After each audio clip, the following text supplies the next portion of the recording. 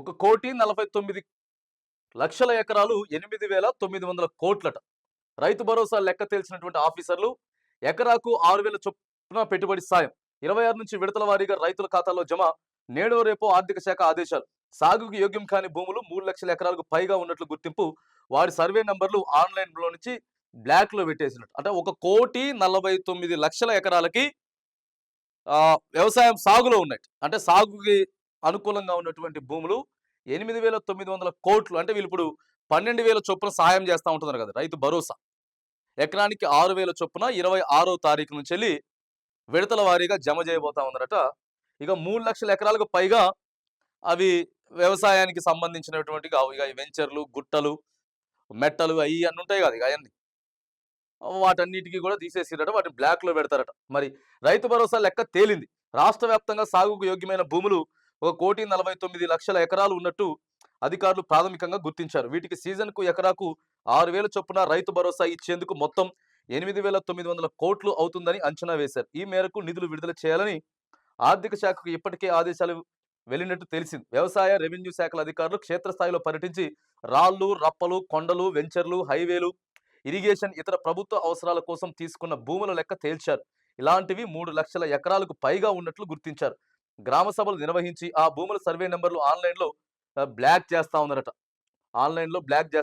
మరిగా 26వ తారీఖు నుంచి రైతు భరోసా ఇది 15,000 నుంచి 12,000కు వచ్చింది. సో ఇది బాగానే ఉంది సార్. మరి ఒక పంట పోయింది కదా, ఆ పంట పరిస్థితి ఏంటది? దాని మీద ఒక కన్క్లూజన్ అన్న ఇవ్వండి మరి. ఎందుకంటే ఆ పంట ఇవ్వడానికి మన కాడ ఆర్థికంగా ఇబ్బంది అయింది.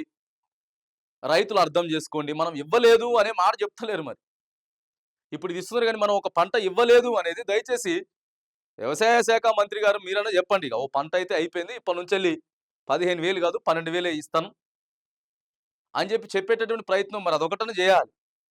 సరే ఏది ఏమైనా కానీ మరి రైతులకైతే రైతు భరోసా ఇచ్చేదానికి ప్రయత్నం చేస్తా ఉన్నారట. ఇప్పటి వరకైనా సరే ఓ లెక్క వచ్చింది కాబట్టి మేము 12,000 ఇస్తామని చెప్తున్నారు కాబట్టి నెక్స్ట్ నుంచి రాబోయేటటువంటి పంట నుంచి అయినా సరే జూన్ 1st వీక్ 2nd వీక్లా, ఆ తర్వాత డిసెంబర్ 1st వీక్ 2nd వీక్లో అయినా సరే మీ దగ్గర ఏ లెక్క అయితే ఉన్నదో ఆ లెక్క ప్రకారం అయినా సరే రైతులను ఇచ్చేటటువంటి ప్రయత్నం చేయండి. మొత్తం ఇప్పుడు బాగా 14 నెలలు సాగదీసారు కదా, 14 నెలలు సాగదీసి మొత్తం మరి మేమైతే ఒక కన్క్లూజన్కి వచ్చినాం, ఒక ఫైనల్ రిపోర్ట్ తీసుకొచ్చినాం. ఇగో ఇన్ని ఎకరాలకి, ఇన్ని లక్షల ఎకరాలకి రైతు బంధు ఇవ్వాలి, రైతు భరోసా ఇవ్వాలి, ఇగో ఇన్ని ఎకరాలకి ఇవి ఇవ్వడానికి కరెక్ట్ కాదు, అవన్నీ బ్లాక్లో పెడుతున్నాం. రైట్, మంచిదే. ఇప్పటి నుంచి అయినా సరే సక్రమంగా ఇవ్వండి. మళ్ళీ లేకపోతే ఇలా కూడా మళ్ళీ పంచాయతీలు ఏమైనా ఉంటాయి, ఆ రైతుది పోయింది, ఈ రైతుది పోయింది అని చెప్పేసి దయచేసి మళ్ళీ ఈ పంచాయతీలు లేకుండా పెడితే మంచిదే. ఏదేమైనా కానీ 26వ తారీఖు నుంచి విడతల వారీగా రైతు భరోసా అయితే ఎకరానికి 6,000 చొప్పున రైతు అకౌంట్లో వేయబోతా ఉన్నామని చెప్పి మరి అటు పక్క ఆర్థిక శాఖ కూడా ఉత్తర్వులు జారీ చేసినట్టు ప్రభుత్వం అయితే కనబడతా ఉంది.